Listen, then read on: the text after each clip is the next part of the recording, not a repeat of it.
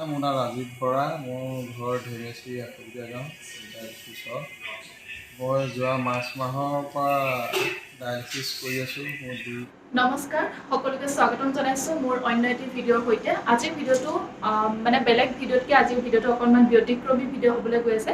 আপোনালোকৰ অকণমান সহায়ৰ প্ৰয়োজন হৈছে, আমাক বহুত বেছি সহায়ৰ প্ৰয়োজন হৈছে আচলতে। সেইকাৰণে আজি ভিডিঅ'টো বনাবলৈ লৈছোঁ। ভিডিঅ'টো প্ৰস্তুত কৰিব লাগিছিলে মই বহুত আগতেই, কিন্তু মোৰ বহুত পলমে হ'ল ভিডিঅ'টো দিয়া। তাৰ কাৰণে মই দুখিত। আৰু আজি আচলতে মোৰ ভিনদেউ তেখেতৰে আচলতে এটা জটিল ৰোগত আক্ৰান্ত হৈ আছে, যাৰ কাৰণে আজি মই এই ভিডিঅ'টো প্ৰস্তুত কৰিবলগীয়া হৈছে। তেখেতৰ নাম হৈছে ৰাজীৱ বৰা।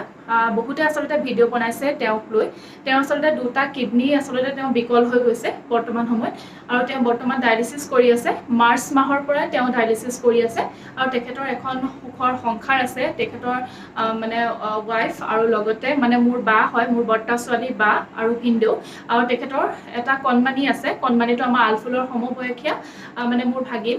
তাৰ আগষ্টৰ 4 তাৰিখে আৰু আলফুলৰ আগষ্টৰ 30 তাৰিখে। চ' দুটাই এতিয়া এবছৰ হৈ গৈছেহে মাত্ৰ। আৰু তেনেকুৱা সময়তে যেতিয়া সি জন্ম হৈছে, তাৰ কেইমাহমানৰ পাছতে আচলতে গম পাইছে যে তেখেতৰ দুটা কিডনী বিকল হৈ গৈছে বুলি। আৰু যিহেতু দুটা কিডনী বিকল হৈ গৈছে, আৰু সেইটো কাৰণে যিহেতু ডায়েলিচিছ কৰি থাকিবলগীয়া হৈছে মাৰ্চ মাহৰ পৰা এতিয়া ছেপ্টেম্বৰ মাহলৈকে তেওঁ ডায়েলিচিছ কৰি আছে। লগতে তেওঁ অসমীয়া দৰৱো খাই আছে, তাৰ পৰাও তেওঁ বহুত বেছি উপকৃত হৈছে। গকুল সোণোৱাল ডাঙৰীয়া, যিজনে আচলতে কিডনীৰ যিটো দৰৱ দিয়ে, তেওঁৰ ওচৰত তেওঁ দৰৱ খাই আছে, তেওঁৰ পৰা উপকৃত হৈছে। কিন্তু তথাপিতো ডায়েলিচিছো কৰি থাকিবলগীয়া যিহেতুকে হৈছে, আৰু তাৰ কাৰণে বহুত বেছি টকাৰ প্ৰয়োজন হৈছিল, যিহেতুকে তেওঁৰ একমাত্ৰ আচলতে জীৱিকাৰ সম্বল আছিলে তেওঁ এই ঘৰখনত। আৰু বেলেগ কোনো জীৱিকাৰ তেনেকুৱা হেৰি নাছিলে, কোনেও আচলতে একো নকৰে। সেইটো কাৰণে আচলতে এতিয়া বহুত বেছি আৰ্থিক সমস্যাত ভুগিবলগীয়া হৈছে। তেখেতে ই ৰিক্সা এখন আছিলে, তেখেতৰ ভিনদেউৰ এখন ই ৰিক্সা আছিলে, আৰু ই ৰিক্সাখন চলাই তেওঁ পৰিয়ালটোক পোহপাল দিছিলে। আৰু এতিয়া বৰ্তমান সময়ত এনেকুৱা অৱস্থা হৈছে, আৰ্থিক সমস্যা ইমান বেছি নাটনি হৈছে যে ই ৰিক্সাখনো তেখেতে বিকিবলগীয়া হৈছে পইচাৰ অভাৱত, যিহেতু দৰৱৰ দাম বহুত। ডায়েলিচিছ যিহেতু সপ্তাহত দুবাৰকৈ কৰিবলগীয়া হয়, সেইটো কাৰণে আচলতে বহুত বেছি তেওঁৰ মানে কষ্ট হৈছে ইতিমধ্যে, যিহেতু আৰ্থিকভাৱে এতিয়া বৰ্তমান তেওঁলোক দুৰ্বল হৈ পৰিছে। যাৰ কাৰণে আপোনালোকৰ ওচৰৰ পৰা অকণমান সহায়ৰ হাত বিচাৰি আজি এই ভিডিঅ'টো প্ৰস্তুত কৰিছোঁ। মানুহে মানুহৰ বাবে যদি চিন্তা নকৰে, কোনে কৰিব নহয় জানো? যদি আপোনালোকে এটকাকেও যদি তেখেতৰ একাউণ্টত পইচা এটকাকেও যদি দিয়ে, তেনেহ'লেও আচলতে বহুত হ'ব। ৰাইজে নখ জোকাৰিলে যিহেতুকে নৈ বয়, আৰু এই বিপদৰ সময়তে যদি সহায় নকৰোঁ আমি, তেনেহ'লে কেনেকৈ হ'ব? চ' আপোনালোকে যদি পাৰে, যোনে যিমান পাৰে, যেইটকাকৈ পাৰে, আপোনালোকে অনুগ্ৰহ কৰি কৈছোঁ, আপোনালোকে যাতে তেওঁক সহায় কৰে, তেওঁৰ পৰিয়ালটোক যাতে উদ্ধাৰ কৰে। অকণমানিটিৰ মুখলৈ চাই, মাকজনীৰ মুখলৈ চাই আপোনালোকে এই সহায় কৰিব বুলি আশা ৰাখিলোঁ। আৰু মোৰ ভিনদেউ হয় যিহেতু মোৰ বৰ্তা ছোৱালী বাৰ মানে হাজবেণ্ড হয়। এতিয়া মানে বহুত বেছি আচলতে তেওঁলোকৰ মানে দিগদাৰ হৈছে, আৰু বহুত মানুহে সহায় কৰিছে, বহুত মানুহে, আৰু বহুতে তেওঁক লৈ ভিডিঅ' বনাইছে, যাৰ কাৰণে আচলতে বহুত মানুহে তেওঁক সহায়ো কৰিছে। আৰু তেনেকৈ আচলতে তেওঁ এতিয়া ট্ৰিটমেণ্টখিনি মানে যিখিনি ট্ৰিটমেণ্ট কৰিবলগীয়া আছে, সেইখিনি আচলতে তেনেদৰে কৰি থাকিবলগীয়া হৈছে, যিহেতু তেওঁ নিজে একো নকৰে, কৈছোঁ আপোনালোকক। আৰু যিহেতু অকণমানিটি এবছৰ হৈ গৈছেহে আমাৰ আলফুলৰ সমবয়সীয়া, তাৰ মুখলৈ চায়ে আপোনালোকে আচলতে অকণমান যদি সহায় কৰে, তেনেহ'লে আচলতে বহুত বেছি উপকৃত হ'ব পৰিয়ালটো।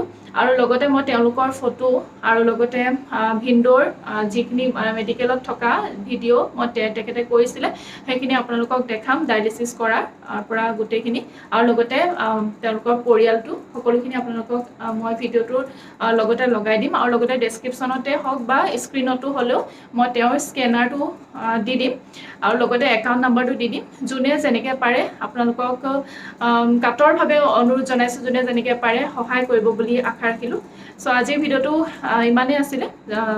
আচলতে এনেকুৱা ভিডিঅ' মোৰ চেনেলত আজি প্ৰথমবাৰৰ বাবে দিছোঁ, সেইকাৰণে কিবা কিবি আচলতে ভুল ভ্ৰান্তি থাকি যাব পাৰে বা কিবা ৰৈ যাব পাৰে, তাৰ কাৰণে আপোনালোকে ক্ষমা কৰিব। এনেকুৱা ভিডিঅ' যিহেতু মই আগতে বনোৱা নাই, যিহেতু মোৰ নিজৰ ভিনদেউ হয়, সেইকাৰণে আচলতে বহুত দিনৰ পৰা ভাবি আছিলোঁ।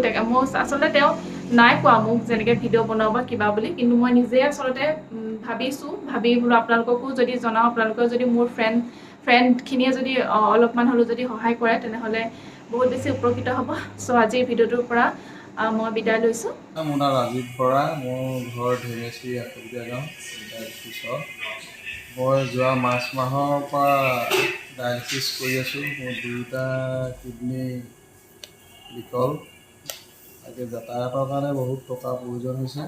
তাৰ কাৰণে বহুত সহায়ৰ প্ৰয়োজন আৰু প্ৰতি সপ্তাহত দুদিনকৈ কৰিব লাগে। বেজীবিলাকো কিনিবলগীয়া হয়, তেনেকৈ অলপ দিগদাৰ হয়।